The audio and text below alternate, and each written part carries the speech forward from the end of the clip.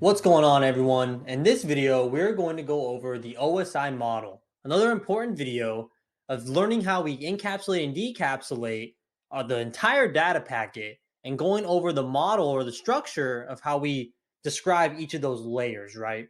So the OSI model is still widely used today. I mean, you can't go to any network operations center or talk IT without talking the layers of the OSI model, right? It's kind of like a second language to people in information technology or IT operations. When something's down, we always say, is it layer 2 or 3, right? And we understand that those layers are synonymous with hardware and technologies. Layer 2, switching, MAC addresses, VLANs, right? So let's go ahead and break down the OSI model. Okay, so let's go over a little history. So the OSI model was created in 1978, and then the International Standards Organization published it in 1980. And ever since then, this has been the go-to model for networking and IT. So what the OSI model does is it describes the different layers at which data communicates over our network or computer systems. So you can see the encapsulation process here. Get my pen out. So you can see we have our data, right? And it gets encapsulated at each layer with its own layers, headers, and protocols, all the way down to the physical layer, which is just our bits going over a form of transmission medium, right? Ethernet, fiber, wireless, which we'll also get into later on in the section. So the encapsulation and then de-encapsulation process, we can use the OSI model to describe it.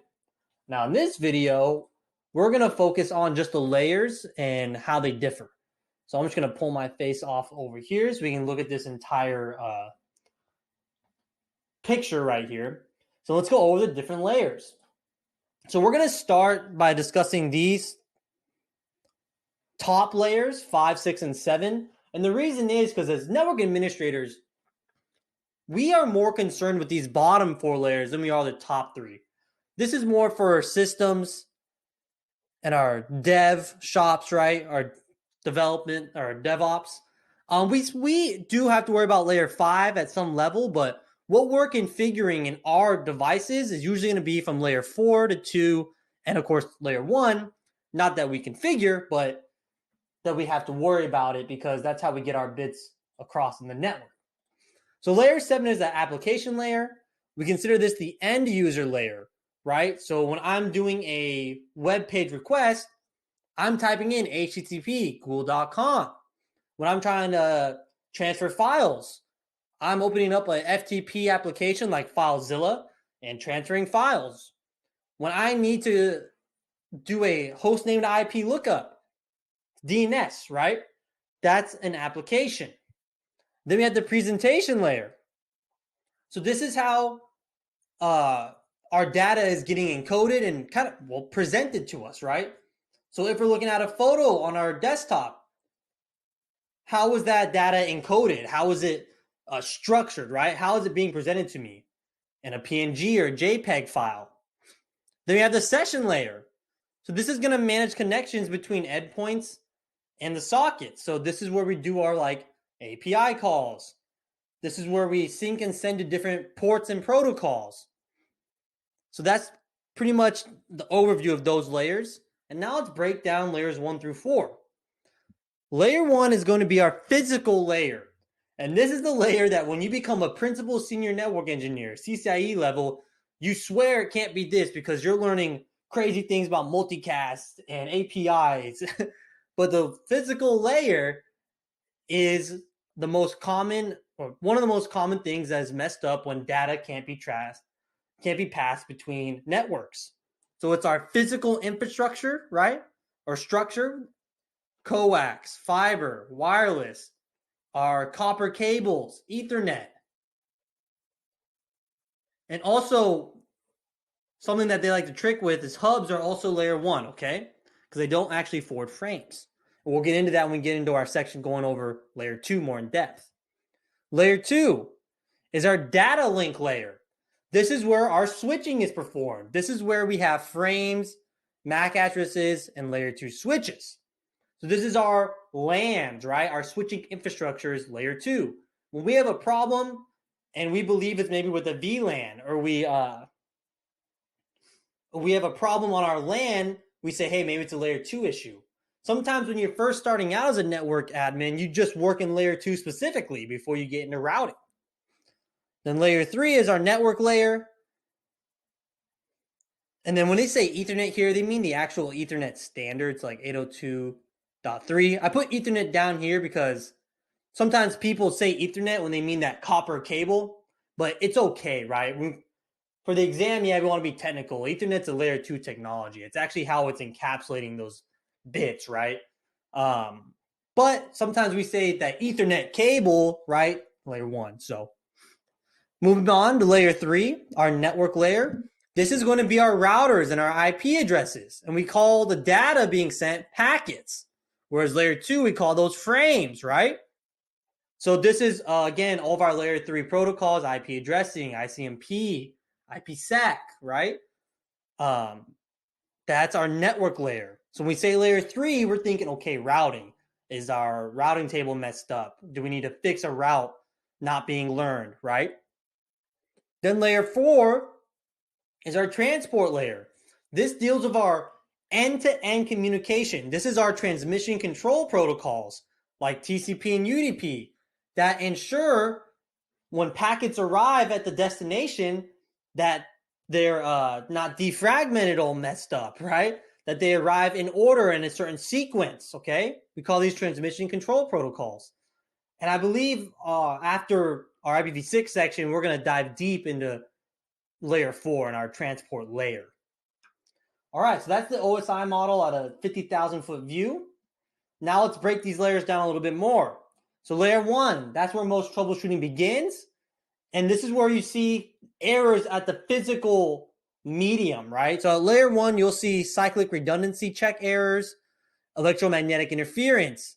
You have to factor in distance depending on what kind of cable you're using or transmission medium.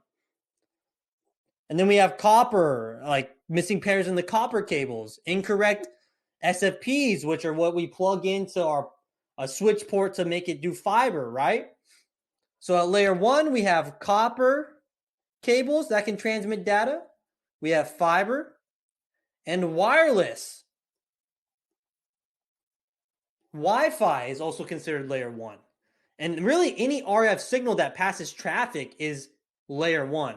When I was in the military, we used to say our SATCOM terminals. Those are layer 1. That was a big Ethernet going up to the satellite and back down, right? So any RF or wireless signals, also layer 1. Layer 2.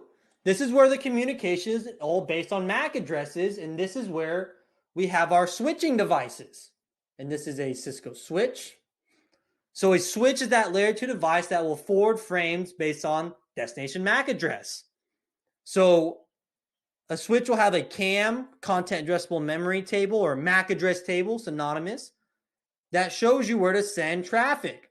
So if it receives a frame destined for this MAC address, it knows to send it out this port.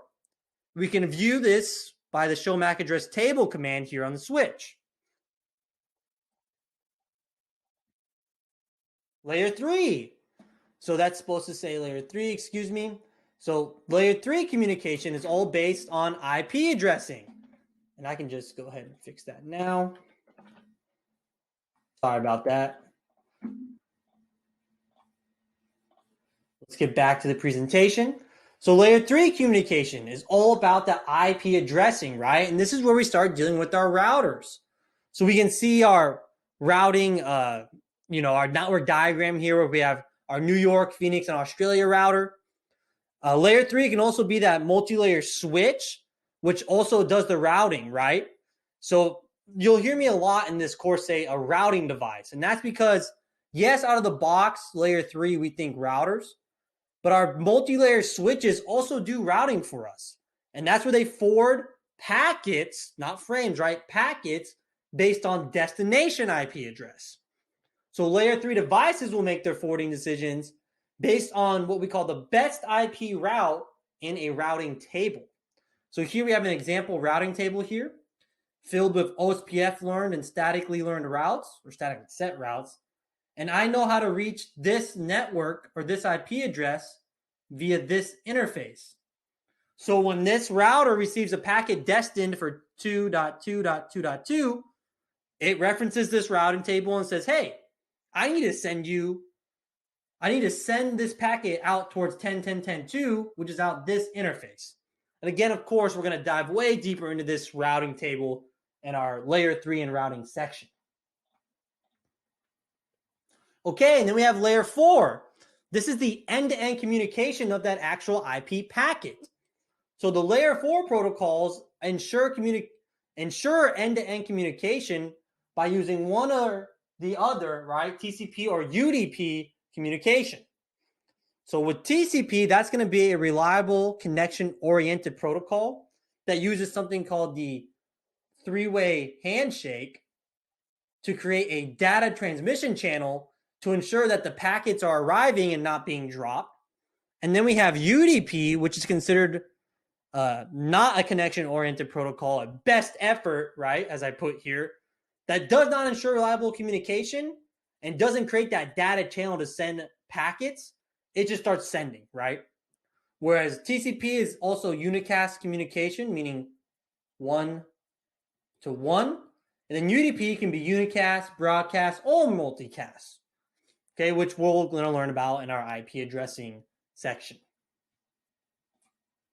Okay, and that's going to be our last slide because remember, guys, as a network administrator, this is mainly what you're working in, and especially at CCNA, just kind of diving into the networking field. Layer 4 is as high as you want to go, right? You're still trying to get your feet wet in the industry before you start learning about all these different application session layer, right? So that's why on this slide deck, you see me just kind of diving a little bit deeper from layer 1 through 4. Okay, so I want to thank everyone for viewing and stay tuned for our next lesson.